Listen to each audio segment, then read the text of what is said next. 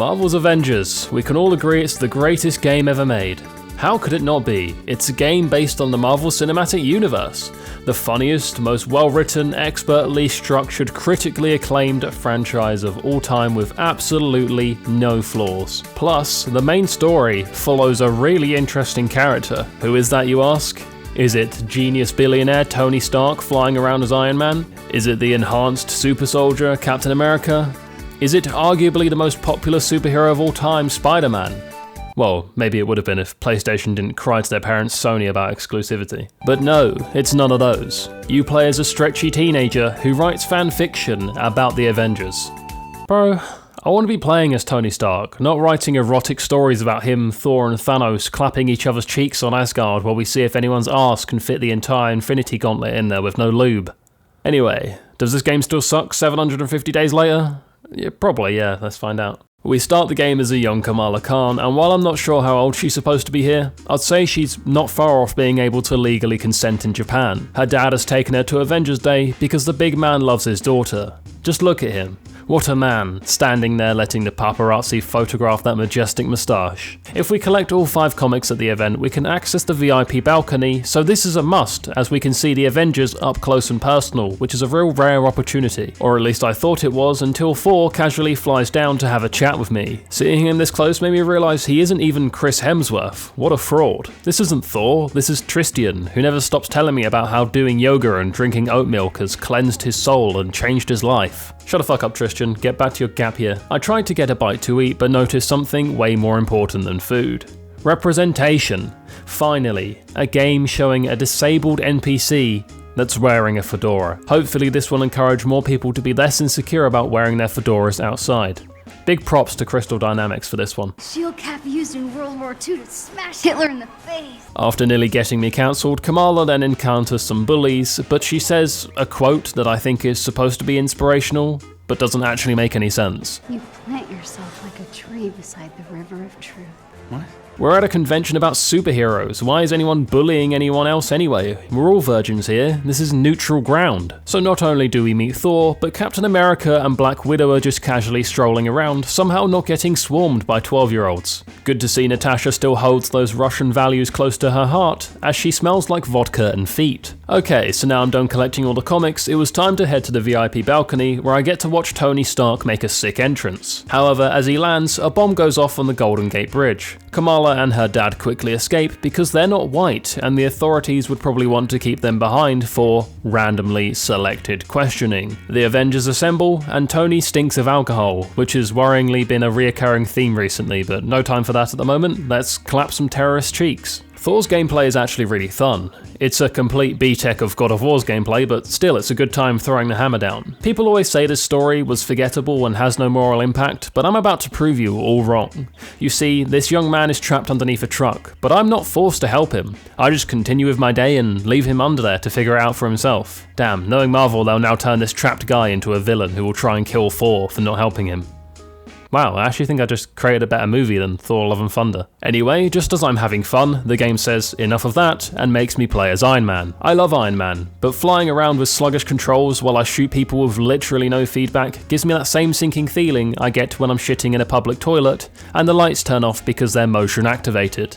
Like, what is the play there? Do you continue shitting in the dark? Do you rigorously move while staying seated on the toilet? Or do you risk it all and stand up to make them turn on before you've even wiped? Next up, I was playing as the big green boy in stretchy spandex who I quickly learn can't swim. I mean, I'm not the best swimmer either, so I can't make comments like this, but hey, in my defense, I am built like Slenderman, and when you're built like Slenderman, you take to water a little bit less like a duck, and more like a refugee child trying to cross a border. Hulk's gameplay is also really fun, mostly because you can clap and the shockwave shatters limbs and eardrums within a 20-foot radius.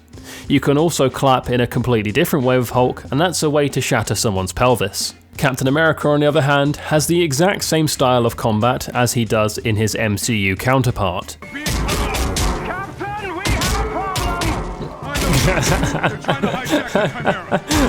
How to play Captain America. Unsurprisingly, Black Widow has the most enjoyable gameplay because of that tight spandex. I mean, because she's extremely athletic, equipped with dual pistols, and has a whip. The things I'd give to be Taskmaster right now. So as it turns out, the Avengers don't actually save the day. Some sort of untested technology blows up the Chimera, kills Captain America, and turns some of those exposed into the blast into Inhumans with special abilities. One of these Inhumans with abilities is Kamala. 5 years later, we see she had the unfortunate experience of becoming the cretin we know as a Redditor. Her dad walks in and she quickly covers the screen, as getting caught browsing Reddit is arguably more embarrassing than getting caught watching porn. You know, my mum once found porn on the family computer and questioned me about it, but I quickly blamed my dad, thinking it was an easy cop-out. Little did I know, that would be the final nail in their failing marriage, and my dad would be moved out the next morning. Everyone knows Redditors have far bigger brains than the average human, so Kamala can also guess the password of genius Tony Stark. It totally has nothing to do with the fact that his password is I am Iron Man. We pop a USB stick in our computer to download Tony's secret info or something. I don't know, I'm not really paying attention to the story at this point, but anyway, some purple shock blows up my entire setup. Guess I gotta text the boys and tell them I'm not getting on Warzone tonight. I'm kidding, of course. Me and the boys aren't virgins, we don't play Warzone. We hit up Stardew Valley every night. We quickly head to Kamala's secret hideout, and this is where we see her true Inhuman ability. Massive hands. The only hands in the world that could comfortably give Hulk a handy. I arrive at the hideout, and if you don't mind the moles seeping in through the walls, it's actually a pretty chill place. We hook this USB stick up to another computer and find out that there's actually footage there containing scenes of a doctor locking Cap in the airship so he couldn't escape. I then get a pop-up, and surprisingly, it's not telling me there's single Indian mothers in my local area, it's actually someone called Tiny Dancer telling me to meet them in the park. Pretty bad stranger danger awareness here from Kamala to just meet him straight away. But hey, her dad's a single father with a full-time job. You can forgive him for not teaching his daughter everything about the world. A group called AIM is also now looking for us as they protect the city since the Avengers fell apart after what happened on A-Day. They're hunting us down because we're an Inhuman, but that's not it. We're also a minority, so it's an even scarier experience. During my escape, I end up in some sewers, and these are less than optimal living conditions. I don't know why the Ninja Turtles voluntarily choose to live down here. Anyway, someone then knocks me out, and I wake up in the back of a car with a middle-aged couple. This must be how Jeffrey Epstein victims felt when they'd wake up, except they'd be on a luxurious private jet and not in a cramped taxi. There's definitely worse ways to be taken advantage of. The dude in the back of the cab also has a forehead bigger than most girls who rock a fringe. Honestly, if she's got a fringe, she's hiding a ginormous forehead, fellas. Wait till you see her with her hair tied back. I'll bet you could land a Boeing 747 on that bad boy. It turns out Giant Forehead Man is actually the doctor who locked Cap in the ship, and they want me to join them as I'm an Inhuman, but we take our chances hopping up the car and straight into a combat encounter. You know, it's good to see that the AIM robots have been trained in the exact same way as a US police officer. Get violent first, ask questions and attempt to detain the offender later. I can't lie, Kamala's combat is actually really entertaining, but also looks kind of gross because her limbs just kind of flop about like they're made of jelly. We desperately need to get out of the city, so I get on a bus for a few hours and get off in the middle of nowhere. Kind of looks like the sort of place where everyone's related, but nonetheless, apparently there's a resistance somewhere here. We majestically run and jump between boulders, and it's clear to see that the dev team that made this game are the same people who worked on Tomb Raider, because literally everything breaks as I jump off it. Kamala's super jump is so impressive, I figure she could also survive a big drop, but no, apparently that kills her. You know, I'd pay a lot of money to see an Inhuman Olympics. It would be so much more entertaining than the regular Olympics. I already love watching the Paralympics because wheelchair basketball is so intense, as you know, no matter how heated someone gets with their opponent,